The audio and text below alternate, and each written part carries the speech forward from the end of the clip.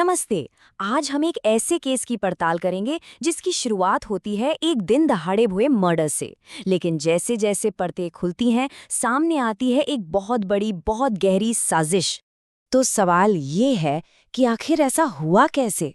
कहानी शुरू होती है हरिद्वार जिले के एक पुल से, जहां एक ऐसा सीन क्रिएट हुआ जिसने हर किसी को हैरान कर दिया। देखिए, ये कहानी किसी साजिश से नहीं बल्कि सीधे सीधे उस क्राइम से शुरू होती है जिसने पूरे सिस्टम पर ही सवालिया निशान लगा दिया। तो हुआ ये कि 24 दिसंबर को एक कैदी को कोर्ट ले जाया जा रहा था। एक रूटीन काम था जो देखते ही देखते एक पब्लिक एग्जीक्यूशन में बदल गया। सोचिए, पुलिस की गाड़ी, हथियारबंद गार्ड्स और हमलावर आते हैं, अपना काम करते हैं और आराम से निकल जाते हैं। और कहानी यहीं खत्म नहीं होती। 3 दिन बाद 27 दिसंबर को इलाज में देरी की वजह से उस कैदी की मौत हो जाती है। अब ये जानना भी जरूरी है कि आखिर ये शख्स था कौन। जिसका मर्डर हुआ वो कोई आम आदमी नहीं था, वो एक कुख्यात गैंगस्टर था, एक हिस्ट्री शीटर जिसके नाम पर 50 से ज्यादा केस थे। तो पहली नजर में तो ये मामला एकदम सीधा साधा किसी गैंग वॉर का नतीजा लगता है। लेकिन यहीं पर कहानी में एक अजीब मोड़ आता है। तीन हथियारबंद पुलिस वाले, और उन्होंने कुछ नहीं किया। क्यों? बस यही एक सवाल इस पूरे केस को एक आम क्राइम से उठाकर एक गहरी मिस्ट्री बना देता है। एक ऐसा सवाल जो हमें एक बहुत बड़े खुलासे की तरफ ले जाएगा। तो जब सब इसे गैंग वॉर ही समझ रहे थे, ठीक उसी वक्त विनय त्यागी की बहन सामने आती हैं, और वो जो कहती है उससे पूरी कहानी ही पलट जाती है।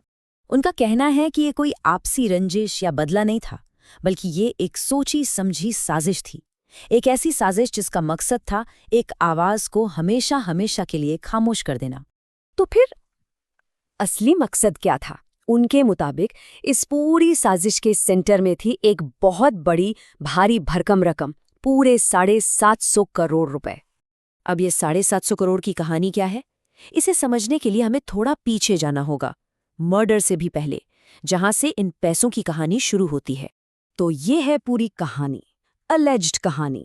नेताओं और अफसरों का काला धन एक कॉन्ट्रैक्टर के पास छिपा था। ईडी के छापे का डर हुआ तो पैसा एक डॉक्टर के पास पहुंचाया गया, और यहीं पर एंट्री होती है विनय त्यागी की, जो उस पैसे को चुरा लेता है। लेकिन उसका प्लान पैसा रखना नहीं, बल्कि उसे ईडी को सौंपकर पूरे नेक्सस का पर्दाफाश करना था। मतलब एक क्रिमिनल काले धन को चुराता है ताकि वो उसे अधिकारियों को दे सके। कितना अजीब है ना। और बस जैसे ही इस प्लान की भनक लगी, कथित तौर पर एक और भी खतरनाक साजिश शुरू हो गई। एक ऐसा प्लान बनाया गया जिससे ये पक्का हो जाए कि विनय त्यागी कभी अपना मुंह खोल ही ना पाए। चोरी के बाद त्यागी और उसकी पत्नी को पकड़ा गया, पैसा भी रिकवर हो गया और त्यागी को जेल भेज दिया गया। अब साजिश करने वालों को लगा होगा कि चलो, राज तो अब जेल की दीवारों में दब गया। लेकिन खतरा अभी टला नहीं था। खतरा ये था कि त्यागी अंदर से ही सब कुछ बता सकता है, और यहीं से शुरू होता है असली खेल। परिवार का कहना था कि वो देहरादून जेल से खुश थे, उन्होंने कोई ट्रांसफर नहीं मांगा। लेकिन दूसरी तरफ त्यागी की पत्नी के नाम से एक फर्जी चिट्ठी जेल भेजी जाती है, जिसमें कहा जाता है कि उसे खतरा है, इसलिए उसे रुड़की जेल भेज दो। मतलब साफ है, कोई उसे देहरादून की सेफ्टी से बाहर निकालना चाहता था। इसके बाद तो जैसे एक के बाद एक अजीब अजीब चीजें होने लगी। पहली बार जब ट्रांसफर की कोशिश हुई तो सिर्फ 2 निहत्थे गार्ड भेजे गए। त्यागी और उसकी पत्नी चीखते रहे कि चिट्ठी फर्जी है, लेकिन जबरदस्ती उसे रुड़की जेल भेज दिया गया। फिर अचानक उस पर 2 नए फ्रॉड के केस डाल दिए गए, और इन्हीं केसों की वजह से उसे कोर्ट में फिजिकली पेश होना पड़ा, और बस हमला करने का मौका बन गया। अब मर्डर के बाद क्या हुआ?